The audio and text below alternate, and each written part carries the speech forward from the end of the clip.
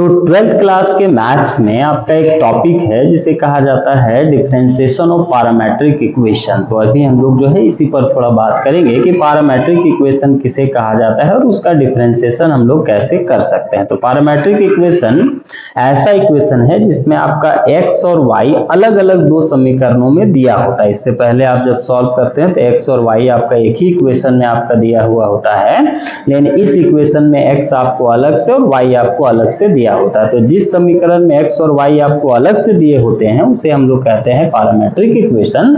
And let us know how can we differentiate the parametric equation.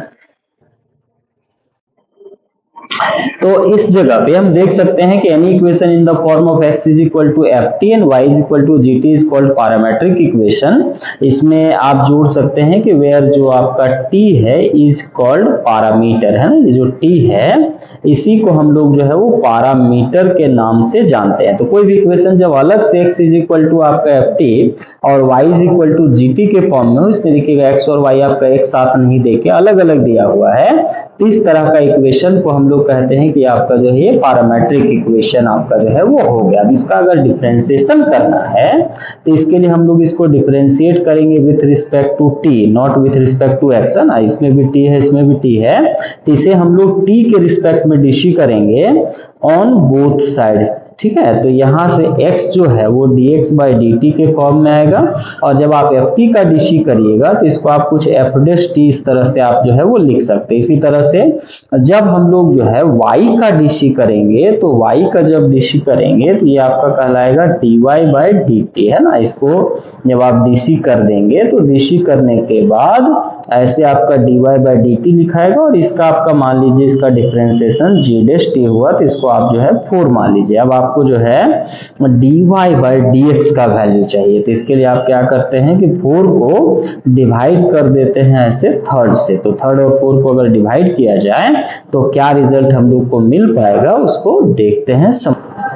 तो 4 और third को अगर डिवाइड करते हैं तो आपका जो है dy बाई dt बाय आपका dx बाई dt ऐसे लिखेंगे, और इधर आपके पास जो है ये हो जाएगा आपका जो है g dash t divided by f dash t। अब इससे dt आपका कैंसल आउट हो गया, और dy बाई dx जो है वो इसका वैल्यू हो जाएगा g dash t by f dash t, और इसी को हम लोग कहेंगे कि वो आपका इसका आंसर है। इसका आपका जो है इस प्रकार से सॉल्यूशन निकलेगा। इसी को एक उदाहरण के माध्यम से हम लोग जो है वो समझते हैं।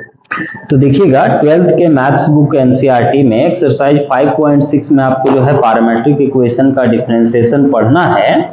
इसमें मान लीजिए कोई आपका जो है फंक्शन है वो x is equal to 5t का ऐसे क्यूब दिया है, और y इज इक्वल टू आपका जो है वो 4t का आपका स्क्वायर, ऐसे दो इक्वेशन आपको दिए हुए हैं, और आपको dy बाई dx ज्ञात करना है। तो x को हमने इतना माना, y को हम लोगों ने इतना माना, और इतना मानने के बाद इन दोनों को आपको डिफरेंशिएट कर देना है with respect to t on both side. अगर पैरामीटर t दिया है तो इसे t के रिस्पेक्ट में हम लोग डिशी करेंगे। तो ये लिखाएगा आपका dx बाई dt, यहाँ से 5 आपका कांस्टेंट हो गया, t क्यू का आप समझते होंगे 3t का स्क्वायर होगा, तो कुल मिलाकर इसका value 15t square dx by dt का ऐसे आएगा। तो इसे हम लोग थर्ड मान लेंगे, और अब y जो दिया हुआ है उसका हम लोग डिफरेंशिएशन करेंगे। तो y का डिफरेंशिएशन dy बाई dt होगा, और इधर से 4 इज ए कांस्टेंट बाहर होगा, और t स्क्वायर का आपका 2t होगा। तो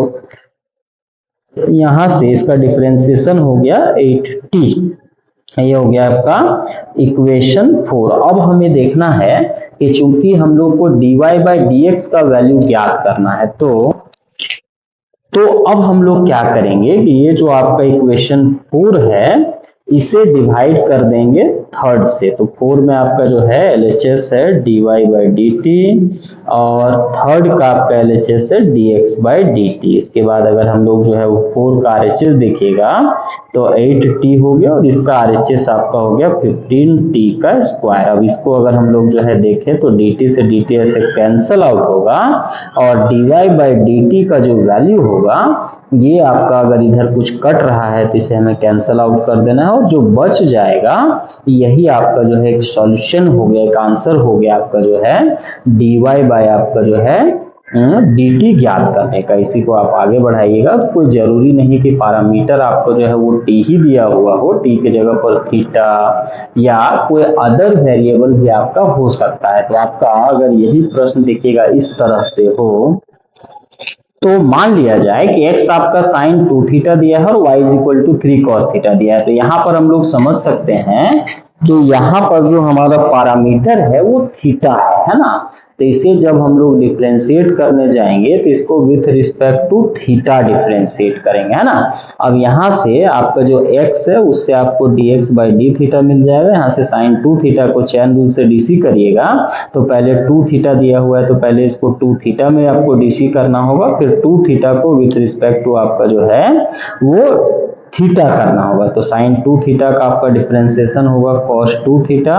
यहाँ से 2 थीटा में 2 बाहर होगा और थीटा का differentiation d theta by d theta होते हुए 1 होगा। तो इसका आपका जो है फॉर्मूला अगर हम लोग कैलकुलेट करके लिखेंगे तो 2 1 जा 2 cos 2 थीटा आपका जो है वो इतना हो जाएगा। ये हो गया आपका dx बाई डी थीटा का वैल्यू। इसे हम लोग को मान लेना है कि थर्ड इक्वेशन है।